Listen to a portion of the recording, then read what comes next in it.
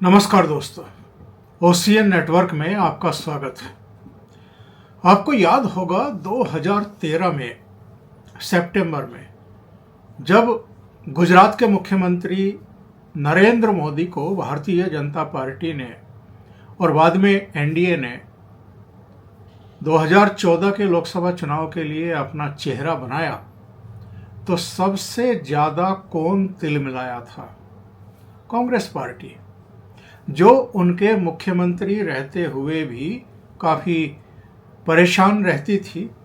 और न केवल नरेंद्र मोदी बल्कि उनके गुजरात में गृह मंत्री रहे अमित शाह के खिलाफ भी उन्होंने झूठे सच्चे केस लगा करके एक नौबत तो ऐसी आ गई थी कि अमित शाह को गृह मंत्री पद से इस्तीफा देना पड़ा था, उनको गिरफ्तार कर लिया गया था। वो सोहराबुद्दीन मुठभेड़ वाले मामले में मतलब किसी राज्य के गृह मंत्री को सीधे एक्यूज बना करके और सीबीआई के द्वारा गिरफ्तार करा लिया जाए, वो तो बाद में अदालत ने भी माना, उनको बरी करते हुए और केस खारिज करते हुए कि ये राजनीतिक दुर्भावना से ग्रस्त होकर के कार्रवाई की गई है। तो मैं ये कह रहा था कि नरेंद्र मोदी को जब 2013 में प्रधानमंत्री पद का चेहरा बनाया भारतीय जनता पार्टी और एनडीए ने, तो सबसे अधिक तिलमिलाहट कांग्रेस के नेताओं के चेहरों पर थी। तालकटोरा स्टेडियम में एक सम्मेलन हो रहा था कांग्रेस का, शायद इनका अधिवेशन था, और ये मणिशंकर अय्यर ये बाहर की तरफ निकले तो मीडिया वालों ने उनको पकड़ लिया और उनसे पूछा कि नरेंद्र मोदी को भारतीय जनता पार्टी ने अपना प्रधानमंत्री पद का उम्मीदवार बनाया है। तो मणिशंकर अय्यर ने कहा था कि 21वीं सदी में नरेंद्र मोदी इस देश के प्रधानमंत्री नहीं बनेंगे, नहीं बनेंगे, नहीं बनेंगे। उसके बाद जो हुआ है वो आप जानते हैं, वो अब एक इतिहास है। और 2 बार प्रधानमंत्री बन चुके हैं, तीसरी बार बनने जा रहे हैं। देश फैसला कर चुका है, 4 जून को बस नतीजे आने हैं, उनकी औपचारिकता पूरी होनी है। और याद रखिए, जब ये स्टेटमेंट मणिशंकर अय्यर ने दिया था, उस समय कांग्रेस की सरकार थी, यूपीए की सरकार थी, मनमोहन सिंह प्रधानमंत्री थे और ये सेंटर में मंत्री थे मणिशंकर अय्यर। मणिशंकर अय्यर के उस बयान के बाद भारतीय जनता पार्टी ने और प्रधानमंत्री नरेंद्र मोदी ने क्या किया, ये भी अब इतिहास बन चुका है। मणिशंकर अय्यर ने ये भी कहा था लगे हाथ कि वो चाय वाला है, अगर यहाँ तालकटोरा स्टेडियम के बाहर कोई एक छोटी मोटी चाय की दुकान बनाना चाहे तो हम उनको जमीन दे सकते हैं। और जब किसी पार्टी या किसी सरकार के हिस्से रहे व्यक्ति के सिर पर इस कदर अहंकार चढ़कर के बोलता है, तो उसका नतीजा क्या निकलता है और उस पार्टी को कितने दुर्दिन देखने को मिलते हैं, ये मुझे अब बताने की ज़रूरत नहीं है। कांग्रेस पार्टी की क्या हालत हुई है और खुद मणिशंकर अय्यर भी किस तरीके से कहीं अंधेरों में खो करके रह गए हैं, पार्लियामेंट में भी नहीं जा पा रहे हैं, क्योंकि अब कांग्रेस पार्टी की इतनी भी औकात नहीं बची है कि ऐसे नेताओं को वो राज्यसभा में भी भेज सके, लोकसभा की तो छोड़ ही दीजिए। वही मणिशंकर अय्यर अभी हाल में वो सैम पेट्रोडा को देखा है ना आप लोगों ने कि उसका क्या हश्र हुआ है, लगातार उल्टे सीधे बयान और हद कर दी। एक बयान पहले आया कि अमेरिका में तो विरासत टैक्स है और यहाँ तो जब कोई धनी मानी व्यक्ति जिसके पास जरा संपत्ति होती है, उसकी डेथ हो जाती है, तो उसकी 55% संपत्ति गवर्नमेंट में चली जाती है, गवर्नमेंट ले लेती है, और कुल 45% जो है वो उनके बच्चों को, उनके वारिसों को दी जाती है। तो भारत में भी ऐसा होना चाहिए और भारतीयों को इस पर सोचना चाहिए। चुनाव के समय आप लोगों से उनकी संपत्ति छीन करके गवर्नमेंट में ले लेने की बातें कर रहे हैं। पहले ही कांग्रेस जो है वो एक मरी हुई चुईया की स्थिति में पहुंच गई है।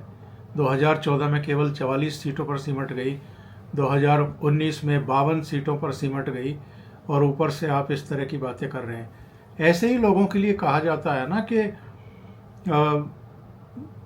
जो रस्सी है वो जल गई पर उसके जो बल हैं वो वैसे के वैसे ही हैं।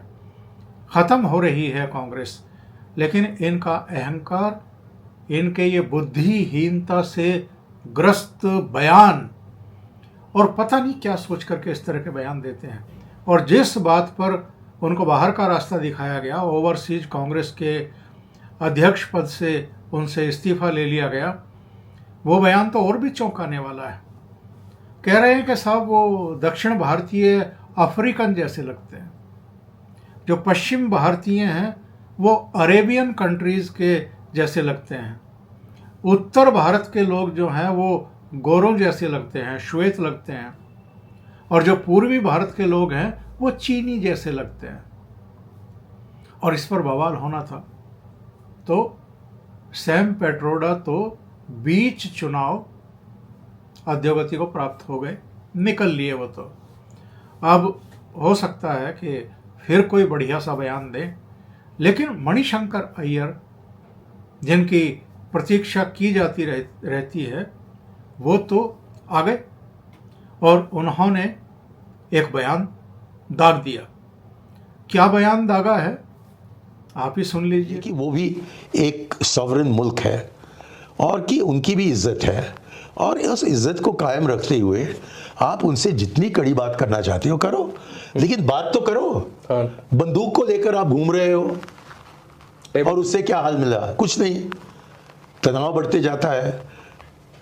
और कोई भी पागल वहां आ जाए तो क्या होगा देश का? उनके एटम बॉम्ब है।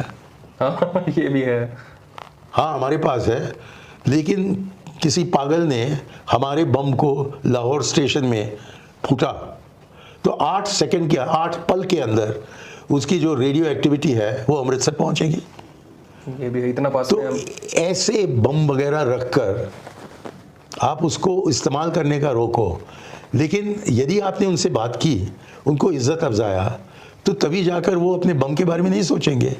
लेकिन आपको उनको ठुकरा दिया और बच्चे जैसे कुट्टी कहते रहे, तो कोई पागल वहां आ जाए वो बम निकाल ले और फिर क्या होगा? इस बयान के बाद गृह मंत्री अमित शाह ने भी इनको करारा जवाब दिया है और पीओके को लेकर के बड़ा स्पष्ट कर दिया है कि पीओके भारत का था और भारत का है।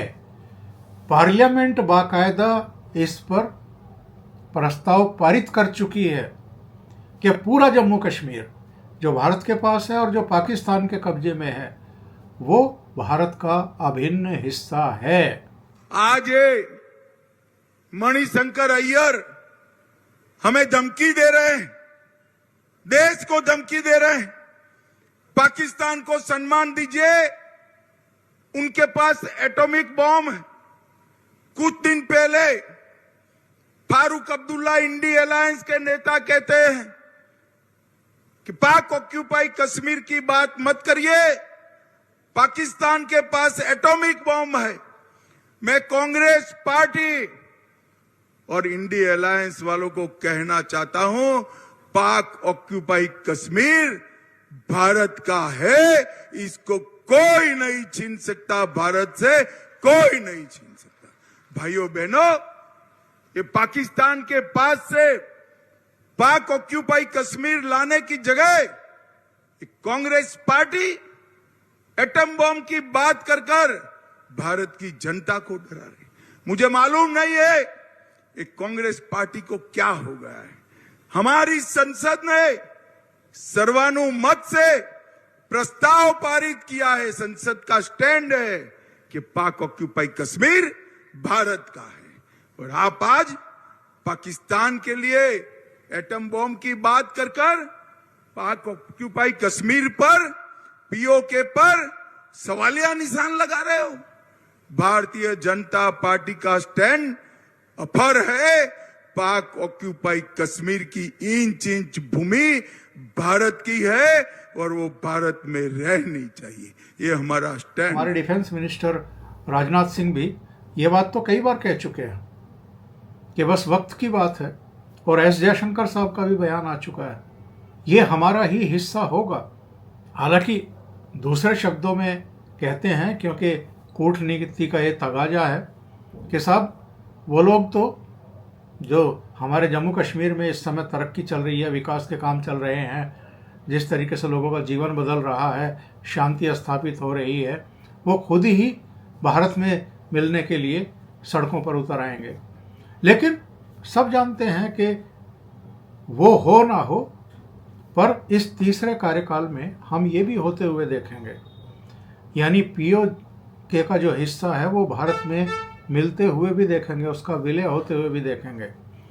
और ये केवल पाकिस्तान का अहंकार तोड़ने के लिए नहीं होगा, चीन को भी उसकी हदें समझाने के लिए होगा, क्योंकि काराकोरम और कई हिस्से जो हैं वो पाकिस्तान चीन को दे चुका है, तो चीन को भी औकात बताई जाएगी। और केवल अमित शाह ने ही मणिशंकर अय्यर को जवाब नहीं दिया है, प्रधानमंत्री नरेंद्र मोदी ने भी अपनी जनसभा में कांग्रेस को भी और मणिशंकर अय्यर को भी, मणिशंकर अय्यर का नाम नहीं लिया, लेकिन उन्होंने जो बयान दिया है कि साहब पाकिस्तान के पास एटम बम है, कोई सिरफिरा अगर उसको चला दे, लाहौर में ही फोड़ दे, तो 8 सेकंड में जो है वो अमृतसर को अपनी चपेट में ले लेगा। उसका जवाब प्रधानमंत्री नरेंद्र मोदी ने उनको बहुत करारे शब्दों में दिया है। प्रधानमंत्री ने ये कह करके कांग्रेस की सोच को उजागर किया है कि ये लोग खुद भी डरे हुए रहे हैं और भारत का जो मानस है, भारत के लोगों का जो मन है, उसको भी गिराने का काम करते आ रहे हैं। साथियों, एक वो दिन था जब भारत ने दुनिया को अपने सामर्थ्य का परिचय करवाया था, और दूसरी तरफ एक कांग्रेस की सोच, कांग्रेस बार बार अपने ही देश को डराने की कोशिश करती है। वो कहते हैं संभल के चलो, पाकिस्तान के पास एटम बम है, पाकिस्तान के पास एटम बम है, पाकिस्तान के पास एटम बम है। ये मरे पड़े लोग ये देश के मन को भी मार रहे हैं जी। और कांग्रेस का हमेशा ऐसा ही रवैया है। ये जो पाकिस्तान के बम बम बम की बातें करते हैं ना, आज तो पाकिस्तान का हालात ये है कि बम को संभालना कहां, वो भी उसके बस का रोग नहीं है। अब तो वो बम बेचने के लिए निकले हैं, कोई खरीदने वाला मिल जाए, और लोगों को मालूम है क्वालिटी में दम नहीं है, वो माल भी बिकता नहीं है। भाइयों बहनों, कांग्रेस के इसी कमजोर रवैये के कारण जम्मू कश्मीर के लोगों ने 60 साल तक आतंक भुगता है। देश ने कितने ही आतंकी हमले झेले हैं, देश भूल नहीं सकता कि आतंकियों को सबक सिखाने के बजाय ये लोग आतंकी संगठनों के साथ बैठकें करते थे। 26/11 के मुंबई के भयंकर आतंकी हमले के बाद इन लोगों की हिम्मत नहीं पड़ी कि आतंक के सरपरस्तों को पर उन पर कार्रवाई करें। और क्यों? क्योंकि कांग्रेस को, इंडी गठबंधन को लगता था कि अगर हम कार्रवाई करेंगे तो हमारा वोट बैंक नाराज हो जाएगा। तो अभी के लिए इतना ही। बहुत बहुत धन्यवाद। अगर आपको ये चैनल और इसके कंटेंट पसंद आ रहे हैं तो लाइक करें, कमेंट करें, वीडियो को शेयर भी करें। अभी तक अगर आपने ये चैनल सब्सक्राइब नहीं किया है तो सब्सक्राइब कर लें और साथ में लगे बेल आइकॉन को दबा दें ताकि आगे आने वाले वीडियो और उनके नोटिफिकेशन आप तक पहुंचते रहें। बहुत बहुत धन्यवाद। नमस्कार।